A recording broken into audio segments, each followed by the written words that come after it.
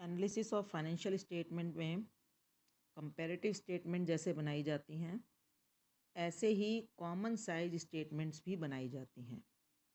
Common size statement का मतलब है कि इसमें आपको जितनी भी हमारी स्टेटमेंट की फ़िगर्स हैं, चाहे वो बैलेंस शीट हो या इनकम स्टेटमेंट हो, उनको हम एक कॉमन फिगर में कन्वर्ट कर देते हैं, यानी एक कॉमन फिगर के परसेंटेज के रूप में शो करते हैं।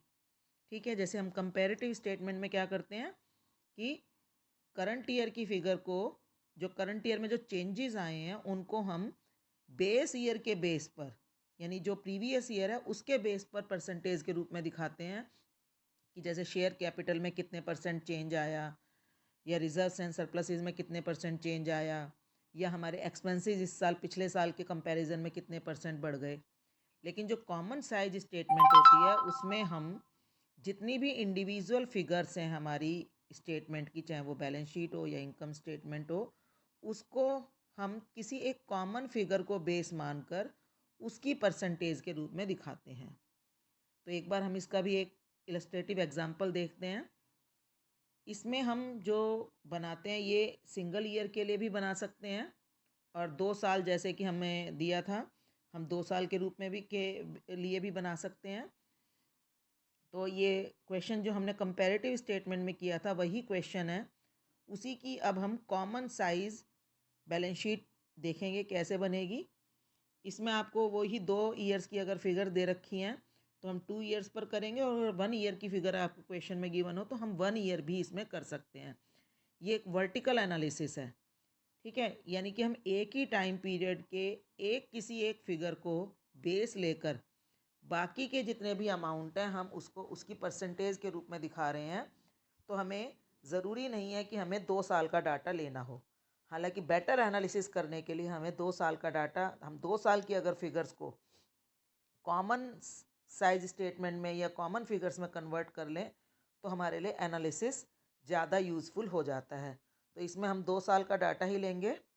कॉलम देखिए इसमें बनेंगे, जैसे आपने प्रीवियस ईयर का अमाउंट लिया, यहाँ पर आप देख रहे हो प्रीवियस ईयर का जो अमाउंट लिया वो आपने पहले ले लिया, और उस ईयर की फिगर्स को पहले आपने परसेंटेज में कन्वर्ट कर लिया, यानी आपने परसेंटेज का कॉलम उसका उसके साथ ही बना दिया, जबकि हम कंपैरेटिव बैलेंस शीट में इसको लास्ट में लेकर जाते हैं। ठीक है, फिर ऐसे ही आपने करंट ईयर का फिगर लिया, यानी नेक्स्ट ईयर जिस ईयर के लिए हम कंपैरिजन कर रहे हैं, करंट ईयर का मतलब जिस ईयर के लिए कंपैरिजन चल रहा है, बाद वाला ईयर। क्वेश्चन में ज़रूरी नहीं है ना कि आपको 2022 और 21-22 का डाटा दिया जाए, हो सकता है आपको किसी और ईयर का डाटा दे रखा हो। तो जो भी आपका बाद का ईयर है आप उसको लेंगे, जिसमें आप स्टडी कर रहे हैं उस ईयर के डाटा को आप लेंगे, और ऐसे ही उसके साथ भी परसेंटेज का कॉलम ड्रॉ कर लेंगे। इसके बाद आपने सेम वही फिगर्स हैं, आपने इन सारी फिगर्स को बैलेंस शीट फॉर्मेट में कन्वर्ट करना है।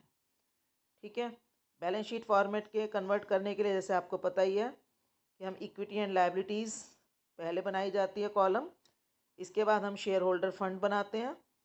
शेयर होल्डर फंड में हम उसके अंदर हम देखते हैं सब हेडिंग है, इक्विटी एंड लायबिलिटीज़ के अंदर सब हेडिंग है शेयर होल्डर्स फंड। तो मैंने उसको डाटा को उसी के अकॉर्डिंगली अरेंज कर लिया। इसके बाद शेयर कैपिटल ली। शेयर कैपिटल जैसे मैंने 2017 की ली, तो वो हमने देखा कितना अमाउंट है,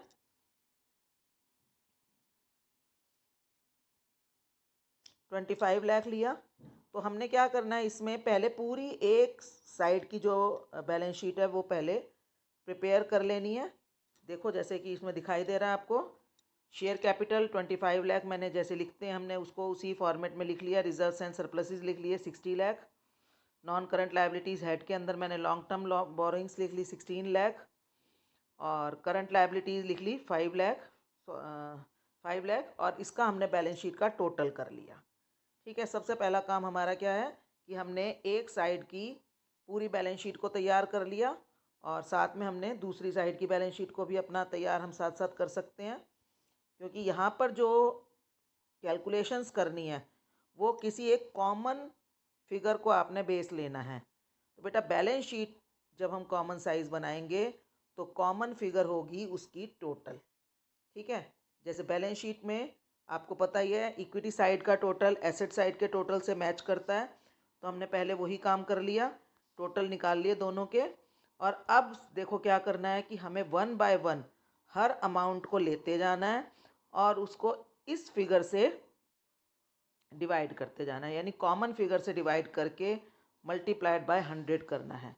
ठीक है, देखो जैसे कि आपको यहाँ स्क्रीन पर दिखाई भी दे रहा है कि B18 का मतलब ये 25 लाख। ठीक है, B18 को मैंने B23 में गिवन अमाउंट से डिवाइड करना है।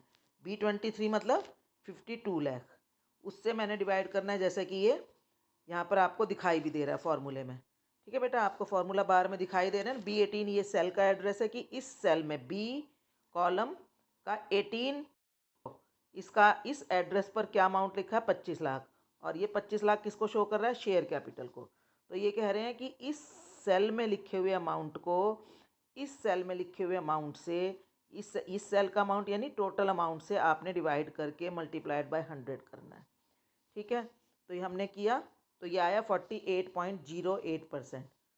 ठीक है, इसको हम कैसे शो कर सकते हैं, इसका मतलब इसको हम अगर अंडरस्टैंड करें तो हम कहेंगे कि हमारी जो टोटल इक्विटी एंड लायबिलिटीज़ हैं 2017 में, उसका 48.08% अमाउंट जो है शेयर कैपिटल का था।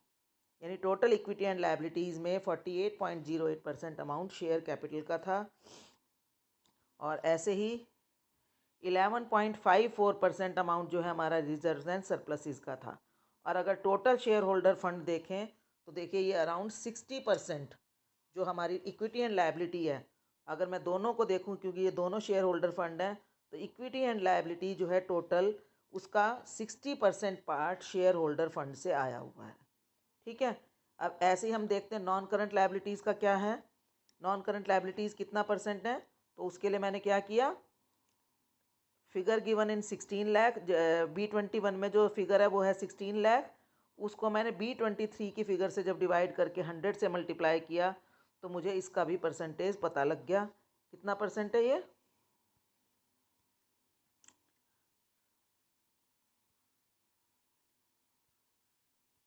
आया 30.77%। ठीक है, 30.77% वही शो कर रहा है कि हमारा जो है 30.77% पार्ट लॉन्ग टर्म कैपिटल से आया हुआ है और 9.62% पार्ट 30.77% पार्ट हमारा नॉन करंट लायबिलिटी से बना है और उसका 9.62% पार्ट हमारा जो है करंट लायबिलिटीज से बना है। तो इस तरह से आप देखोगे कि हमने हर फिगर को, यानी टोटल अगर मैंने कहा कि मेरे पास फंड्स जो है 100% जो फंड्स हैं वो 100% कैसे बना है, 48% share capital, 11.4% reserves and surpluses. अगर मैं टोटल करूं इसका तो ये आपका 60% अराउंड जो है हमारा शेयर होल्डर फंड है और 30.77% नॉन करंट लायबिलिटीज़ और 9.62% जो है करंट लायबिलिटी। और इस तरह से ये मैंने सारी फिगर्स को इस कॉमन फिगर यानी टोटल जो मेरी इक्विटी एंड लायबिलिटीज़ है उसके परसेंटेज के रूप में कन्वर्ट कर लिया। सेम इसी तरीके से मैं एसेट्स का करूँगी। एसेट्स में भी आप देखो जैसे दिख रहा है आपको, हर एसेट्स को मैं जो है टोटल एसेट्स से डिवाइड करूँगी। तो इंडिविजुअली जब मैंने किया तो देखो आपको यहाँ पर दिख रहा है B26 डिवाइडेड बाय B29 कि B26 में जो अमाउंट लिखा है उसको मैंने B29 से जब डिवाइड किया तो ये देखो आ गया आपका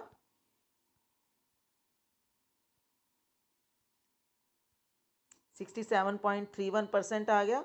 67.31% का मतलब क्या है कि आपका जो टोटल जो एसेट्स हैं उसमें नॉन करंट एसेट्स का पार्ट 67.31% है और जो आपकी ये इन्वेस्टमेंट्स हैं वो 20.19%, यानी आपने जो अपनी एसेट्स हैं उसमें 20.19% नॉन करंट एसेट्स को दिया हुआ है, सॉरी इन्वेस्टमेंट्स को दिया हुआ है, और करंट एसेट्स में आपका 12.5% पैसा लगा हुआ है। तो इस तरह से जो हमारी 100% एसेट्स हैं उसको किस तरह से उसके वेरियस सब पार्ट्स कितने कितने परसेंट है वो हमें कॉमन साइज से पता लगा।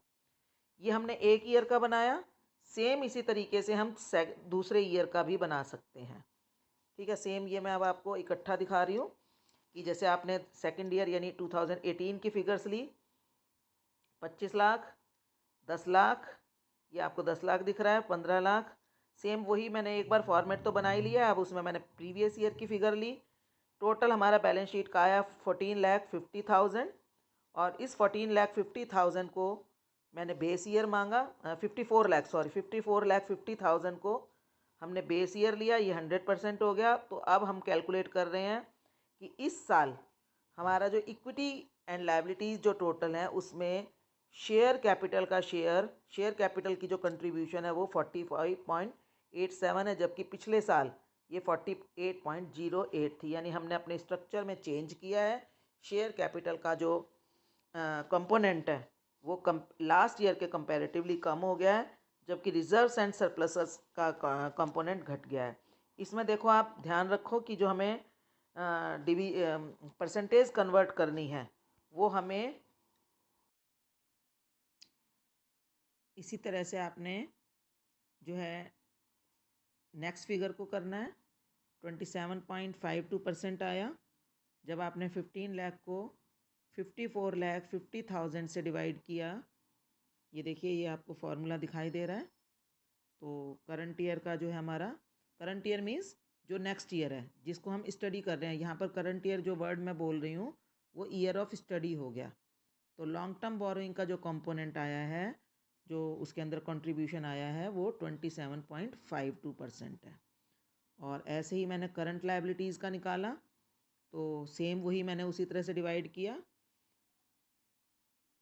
4,50,000 को 54,50,000 से डिवाइड किया और उसको 100 से मल्टीप्लाई किया।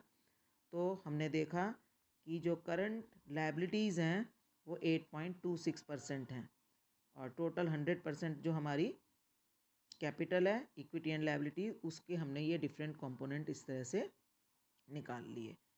आपको ध्यान रखना है बेटा कि ये एक वर्टिकल एनालिसिस है। वर्टिकल एनालिसिस का मतलब है कि आपने जो डिवाइडर और डिविडेंड दोनों सेम ईयर के हैं। जब आपने परसेंटेज निकाली है तो जिस ईयर का की आप फिगर ले रहे हो, आपने उसी ईयर की टोटल एसेट्स लेनी है। ये टोटल मतलब वैल्यू लेनी है। चाहे अगर लायबिलिटीज़ ले रहे हैं तो आप लायबिलिटीज़ का टोटल लेंगे और एसेट्स ले रहे हैं तो एसेट्स का टोटल लेंगे। वैसे जिस ईयर का आप ले रहे हैं तो उसका आपको पता ही है कि जो टोटल इक्विटी एंड लायबिलिटीज़ हैं उसका टोटल हमेशा एसेट्स के टोटल के बराबर होता है। तो आपने जिस ईयर की फ़िगर ले रहे हो आपने उसी फिगर का अमाउंट बेस में रखना है। जब हमने 2017 का लिया, 2017 का अमाउंट लिया तो 2017 का टोटल मैंने यूज़ किया। और जब मैंने 18 का अमाउंट लिया तो मैंने 18 का ही 2018 का ही टोटल मैंने बेस में लेना है। इसी तरीके से आपने फिर एसेट्स को किया। सारी एसेट्स आपने नोट डाउन की। जो है सारी एसेट्स देखो आपकी आ गई, fix assets, investment and current assets आ गई। अब हम इसको इंटरप्रेट करेंगे। अब आपने फिक्स एसेट्स का 1 बाय 1 टोटल लेते जाना है, अमाउंट लेते जाना है और उसको टोटल से डिवाइड करना है।